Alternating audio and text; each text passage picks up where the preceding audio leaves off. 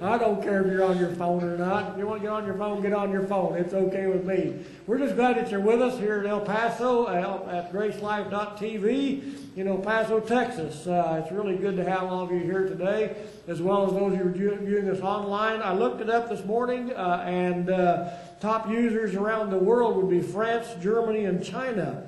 And here in the U.S. of A., it's New York, Washington, and Louisiana. It always seems to be a little bit different from week to week, but you know there's lots and lots of people that are joining us out there throughout the week. It's really good to have all of you with us.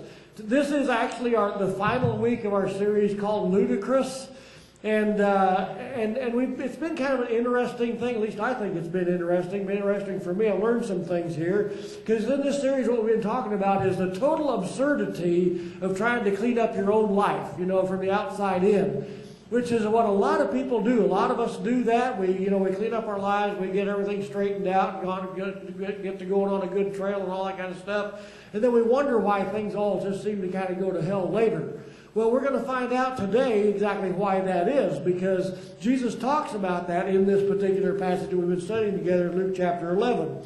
So, let me kind of just bring you up to speed a little bit if you're joining us for the first time or whatever the case might be, because this entire account in Luke chapter 11 is centered around the scribes and the Pharisees and their accusation against Jesus of casting out demons in the name of Beelzebub, the head of demons, or Satan himself. And so Jesus illustrates in this parable that whenever a person casts out their own demons and those kind of things, trying to clean up their own life, that he says the last state actually is worse than the first. So just in case you're joining us again for the first time, last week maybe a couple of weeks ago, we talked about the fact that Jesus is casting out demons, and then last week we looked at the ideas or those things that are surrounding the fact that demon possession both then and now. And we did find that there were some interesting things that went on there. Not only was there demon possession in Jesus' day, we read about that all the way through the New Testament, don't we? We find Jesus casting out demons out of people all the time. And yet, on the other hand, we looked at our day and time and found that certainly demon possession is just as real today as it was back then. We just give it different names. We call it different things. We call it, mental illness or addiction or those kinds of things. But it wasn't really any different. They didn't do anything different back then than they do right now, in the same ways. As a matter of fact, this particular demon, Jesus says, was called Mute. That was his name. And because the man himself was mute, okay, it makes sense. If the demon is named Mute, that's what his job is, and he caused this man to be mute. He couldn't say anything.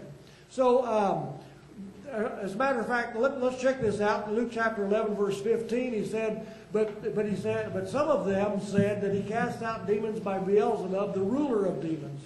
Well, that's how come I've titled this particular series Ludicrous. I mean, how ridiculous can you get, right?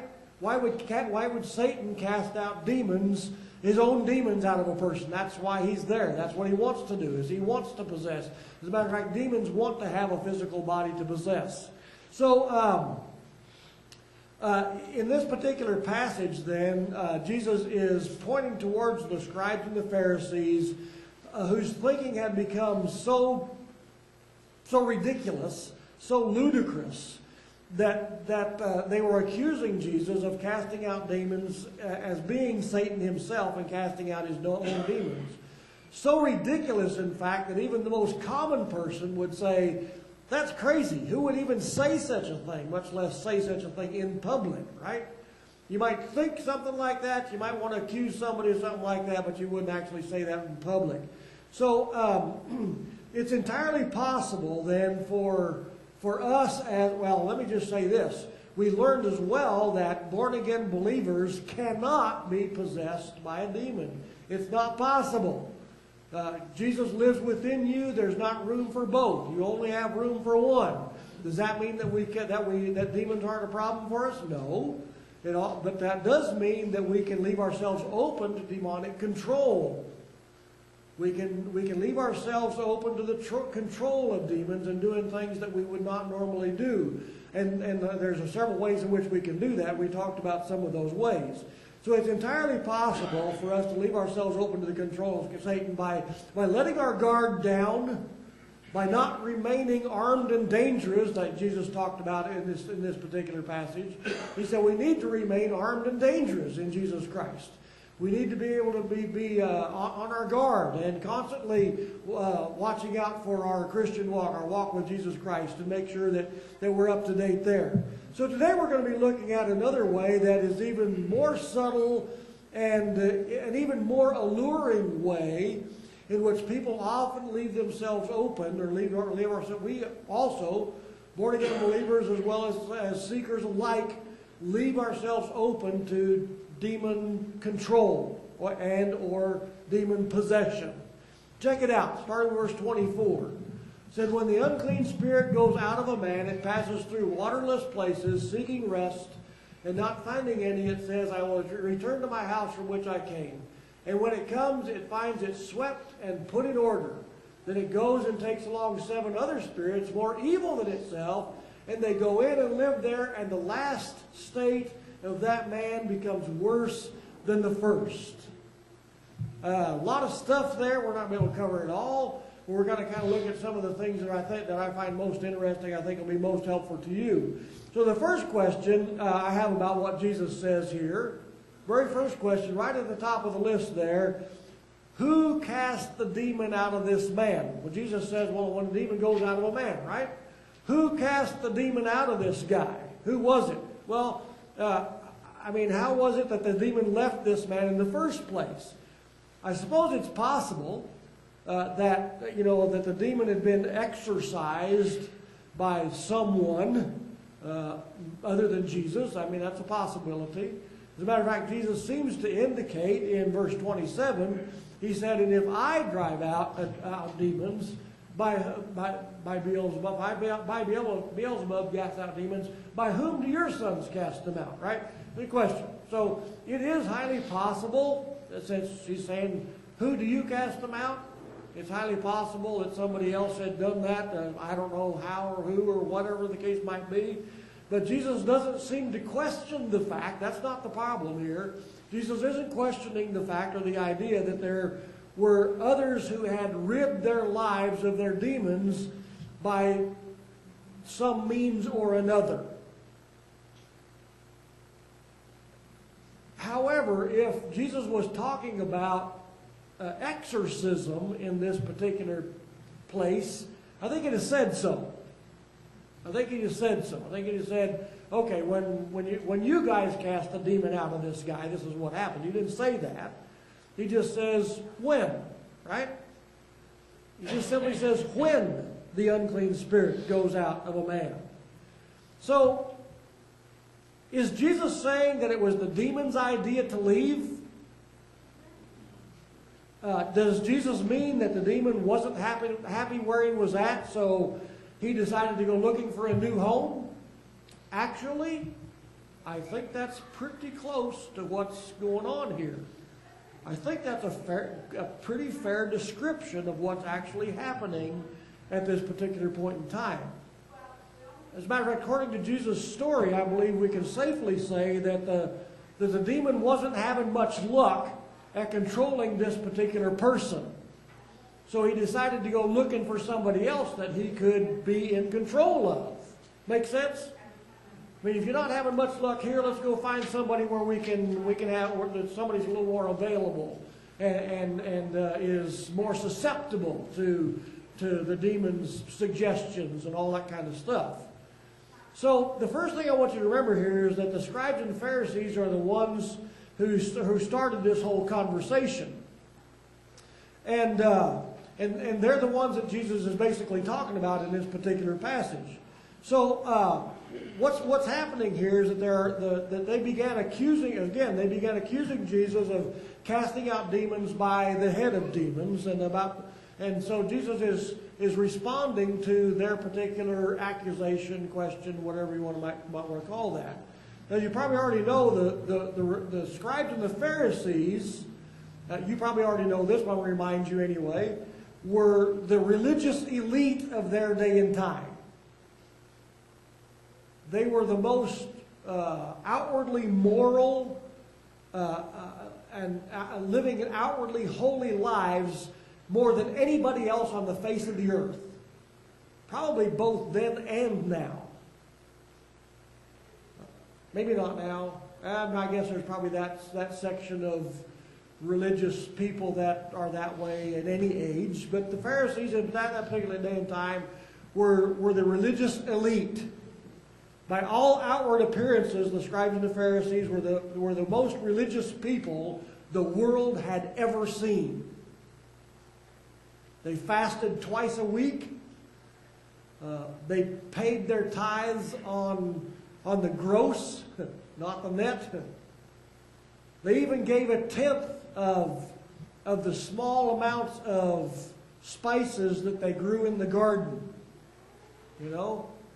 I mean, if you raised dill, right? Let's say you're raising dill. It doesn't take much dill to use, and those kind of spices, those kind of things. But they even figured it down to even giving a tenth, what they considered to be a tithe, a tenth of that small amount of kind of stuff. In other words, they went down to the very nth detail to be as religious and as righteous and as holy as they possibly could on the outside. They prayed, they paid the tithe, they did all these kind of things. I mean, if holy living was an Olympic sport, nobody else would have a chance. Nobody else would have a chance. They win hands down. No one even come close to competing with scribes and Pharisees. As a matter of fact, there's never been a group of men more committed to a demanding set of religious and moral code than the scribes and the Pharisees. And yet Jesus spent the majority of the 23rd chapter of Matthew pronouncing 7 woes upon the Pharisees for all of the things that he said that they were. He called them hypocrites. He called them a brood of vipers.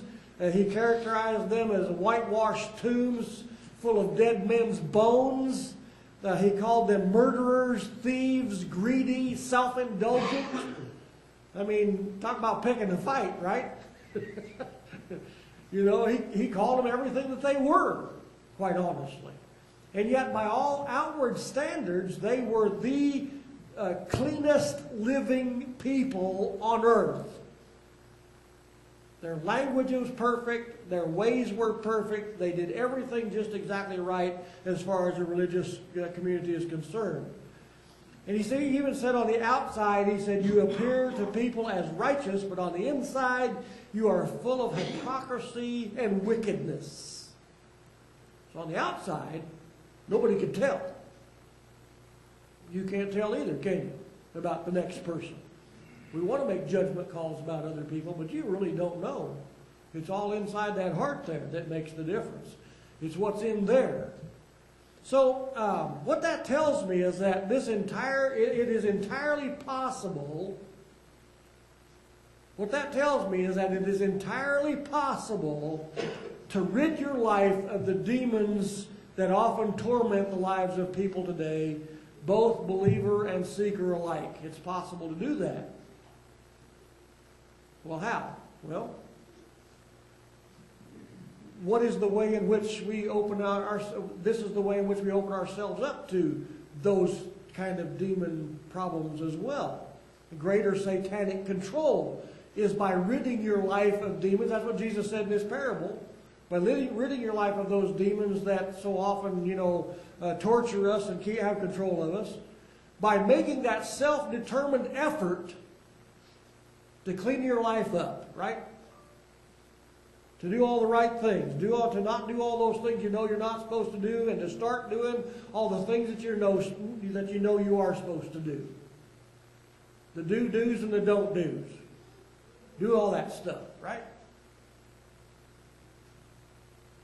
Because we do that, and the reason we often do that is because we know it's best not only for us. We're looking at our lives and we go, man, my life's in the toilet. I need to get better. I need to start doing some stuff, right? So you go to church every Sunday and you quit cussing, and you quit drinking, and you quit chewing, and you quit running around with women who do. You do all the things, all that stuff to clean up your life. which in effect casts those demons out of your life. Isn't that what's happening here, I think? Jesus said, when an evil spirit goes out of a man. He didn't say how. And since he's speaking to the scribes and the Pharisees, it seems to me that what he's talking about is the idea that we get rid of those things that we know we're not supposed to do. And the demon no longer has control over you in that sense right at that point in time. On the other hand, to kind of bring us up to date even, for those who recognize the need for even greater help, if you're having real difficulty in your life, maybe you've got an addiction you just can't get rid of. Well, maybe some kind of a dependency that you're struggling with. And I'll tell you what, there's counselors and psychologists and psychiatrists out the wazoo and other mental health professionals who will help you rid your life of those demons.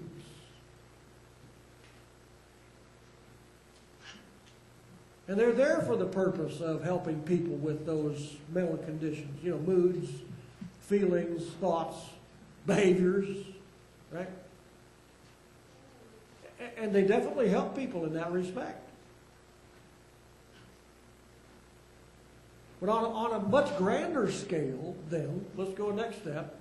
On a much grander scale, there seems to be a resurgence of desire in our day and time to return to our former greatness even as a nation. You know, of the moral and ethical things that we know we should be doing. Returning to those moral and ethical values that our great nation was founded upon. There seems to be kind of a resurgence of that in our day and time. As a matter of fact, just recently, our entire country said, we've had it. Right? We've elected a president who has at least said, now I hope he follows through, he's at least said that he wants to return our country to its former greatness and get rid of all the evils in the government and those kind of things which comes with too much power and too much authority and all those kind of things. He's wanting to straighten all that. Is that not a resurgence in the desire to return to do those kind of things? It's a grander scale, but it's the same thing. Same kind of a thing. Return our country to its former greatness and ridding our government of its inherent evils. The problem is that what Jesus' parable is about here is that he makes it so abundantly clear that the greatest of all dangers exists in just doing that. In doing just that. If that's all we do.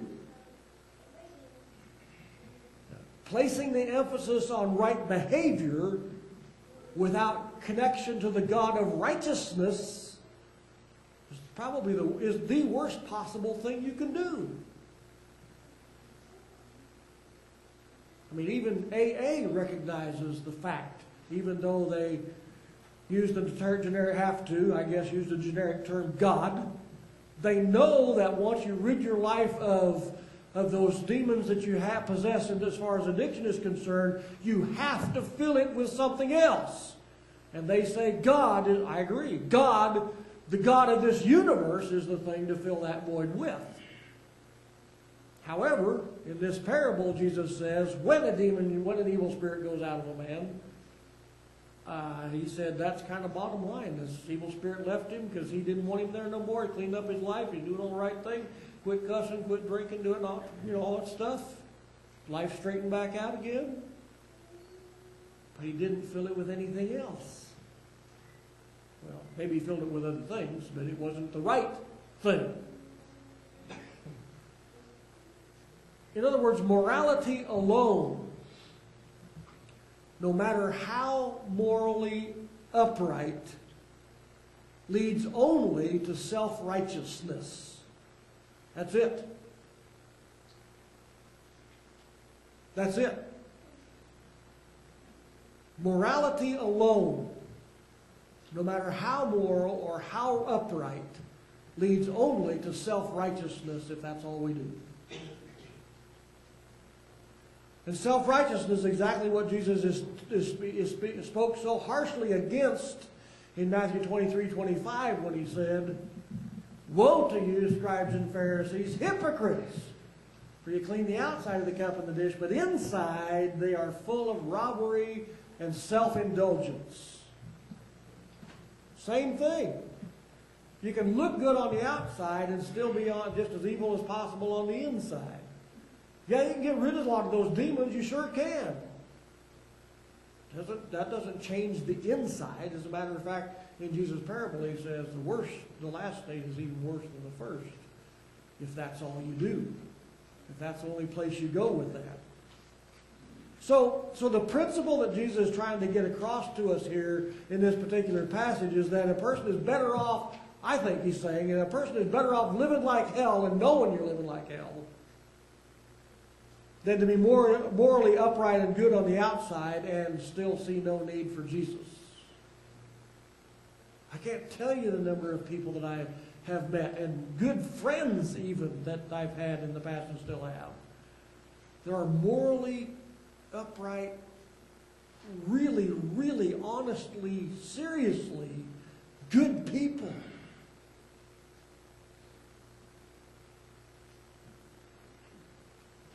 But see no need for Jesus. Why? I'm a good person. What do I need Jesus for? Ask anybody, right? Ask anybody. They'll tell you, I'm a good person. So what do I need this Jesus thing for? That's exactly the problem between religion and big G grace. Because religion always says, clean your life up, dude. Get everything straightened out. Why? Because it's about your sin, dude. It's about your sin. You're going to hell if you keep sinning like that. Jesus says, it's not about the sin. I already took care of that issue. It's already over with. It's a very insidious thing. Extremely insidious thing. So have you noticed how many times in the New Testament that Jesus was accused of eating and drinking with tax collectors and sinners? You ever noticed that? I mean, it seemed like it was almost kind of a constant thing, you know? And no, he wasn't drinking grape juice, and they weren't just drinking water either. It was that other stuff that nobody wants to talk about. Yeah, no, don't say it. No, that's what he was doing. He was eating and drinking alcohol with tax collectors and sinners. And he got accused of that all the time. For example, Mark tells us that when the scribes of the Pharisees saw that he was eating with sinners and tax collectors, they said to his disciples, "Why is he eating and drinking with tax collectors and sinners?" They didn't understand that. Why? Because they had this outward righteousness kind of a thing going on.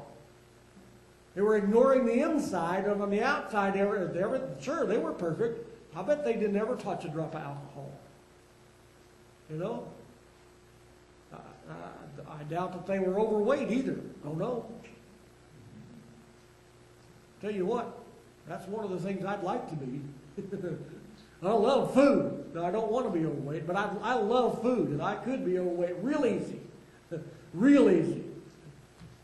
But what's interesting about this particular incident is what Jesus says back to them. He says, and hearing this, Jesus said to them, "It is not those who are healthy who need a physician, but those who are sick. I did not come to call the righteous, but sinners." So is Jesus saying that they are already righteous? No. He's saying they already think they're righteous. I just mentioned a moment ago, I've had friends in years past that were very, very, very good people. Right? Some of the best people you'd ever want to meet. Well, they don't want to hear about Jesus. And they'll reject everything you say about Jesus. Because they already know that on the outside they are good people. They know that. And they're depending on that to be the thing that makes them right with God. Or not. that makes them right. So Jesus isn't saying that they're already healthy, that they don't need a physician. He's saying they think they're already healthy and they don't need a physician. So why bother telling them about something they're going to reject anyway, and always do? Yeah, he told them anyhow, but they always rejected it. And this actually is the worst position you could ever find yourself in. Ever. Because once you are morally upright on the outside and see no need for Jesus, you have all of your reasons in line. I'm already a good person. I have no need of Jesus. Jesus says, listen, you'd be better off if you was living like hell and knowing it than to be a morally upright person and think you don't need Jesus. That's kind of what he's saying here.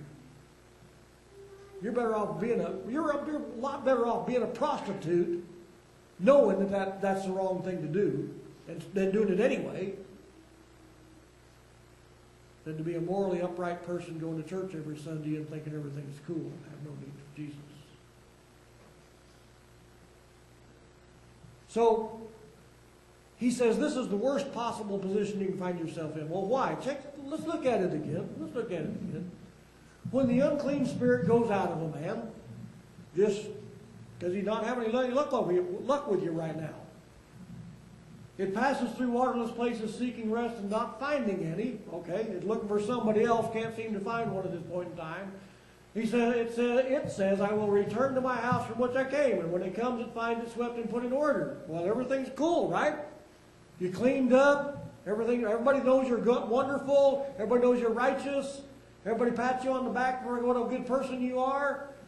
And it goes and it takes along seven other spirits more evil than itself, and they go out and live there, go in and live there. And the last state of that man becomes worse than the first. Well, I think since he's speaking to the scribes and Pharisees, he's saying that's who you guys are, man. You done made it. If that's what you're shooting for, I know that wasn't, but you done made it. The last state of you is worse than that, than even the worst person I meet with tax collectors and sinners. At least they know they need a physician. At least they know they're not living. At least they know their lives are messed up. At least they know that they need help. The scribes and Pharisees were already righteous. They didn't need any help.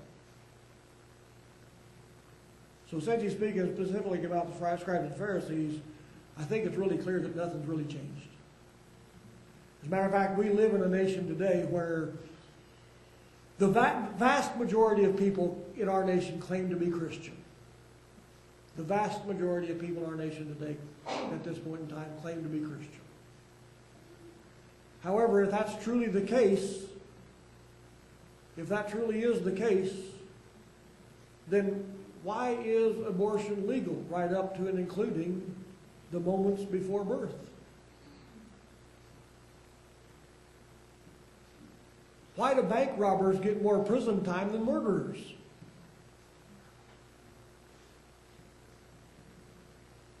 Why are schools left totally vulnerable to mass shootings? Because guns, we don't want guns in there. It's like putting a sign out front that says, we're available, come kill us. There's nobody here that can defend themselves, so we're here, come get us, right? It's crazy. It makes no sense whatsoever. Jesus says, hey, listen, if you're armed and dangerous and ready for them when they come, if they come, you're ready. If they don't come, that's probably why. They know you're armed and ready and dangerous. It just blows my mind, some of the stuff that's happening in our nation. Some of the things that we consider to be morally upright and all that kind of stuff, and protecting our children from these things. No, you're not. Not protecting them from anything. You're leaving them open and vulnerable to all kinds of evils. All kinds of stuff. Wow. Well, Paul points out real clearly in Colossians chapter 2 that religion always teaches a form of godliness, that's based on these things. Do not handle, do not taste, do not touch, which all refer to things that are destined to perish. Well, sure enough, in accordance with the commandments and teachings of men, these are matters which certainly, Certainly. Clean your life up. Do what's right. Don't touch alcohol. Don't smoke. Don't, all those different kind of things that we say, well, this is the way to be morally upright. Don't cuss. Don't sleep around. Okay, cool. Yeah, well, all right. Certainly, on the outside, from a religious standpoint even, sure enough, has the appearance of wisdom and self-made religion and self-abasement and severe treatment of the body, but are of no value against fleshly indulgence. Well, of course not. Look at the Pharisees and the scribes. That's who he's talking to. On the outside, they are totally righteous. Did it keep them from being evil on the inside? No, as a matter of fact, they were more evil on the inside than even the average person. Probably 100 times more evil than the tax collectors and the sinners that Jesus was eating and drinking with on a daily basis. Seems crazy, but that's what he says. And I think you all can see that. And that's exactly why the Big G grace message is so important. Because religion always teaches this outward form of righteousness, pay your tithe, get baptized, join the church, come to church every Sunday, all those different kinds of things that you're supposed to do, and then you'll be right with God. Well, I know that they tell you, oh, you got to get saved, but how do you get saved? Well, by ridding your life of all those sins. What? You got to get Jesus to forgive you. Well, what happens when I sin again? Well, you ask forgiveness again. Is that not just focusing on the sin? Yes. Not only that, but it's going against everything that Scripture said, the New Testament says. Everything Jesus did and said in the New Testament was focused on the fact that He came to pay the total penalty for sin once and for all. Once and for all is said over and over and over again in the New Testament. How many times do I have to say that before we get it? Once for all. Not once for all those people who come to Jesus and ask forgiveness of sins and come forward and pray the right prayer and all that kind of stuff. No. It's only about whether we possess His life within us or not. He's cleared the way by taking care of the sin issue so that we can come directly to Him and receive His life within us. We need a change on the inside, not the outside. You can change the outside all you want to. Anyone can change the inside.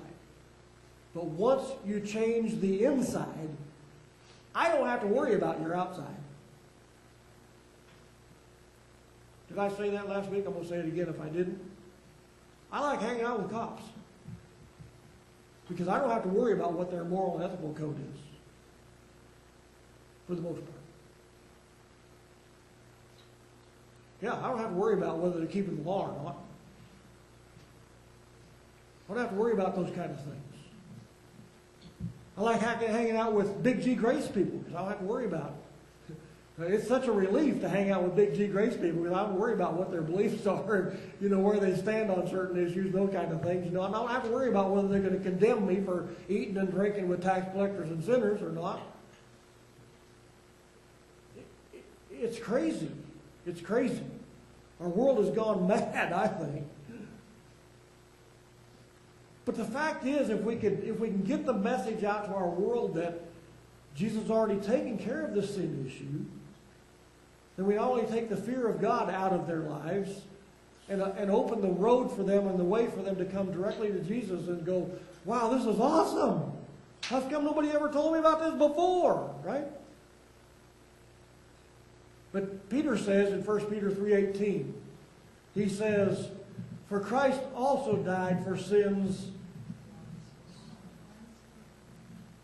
over and over again.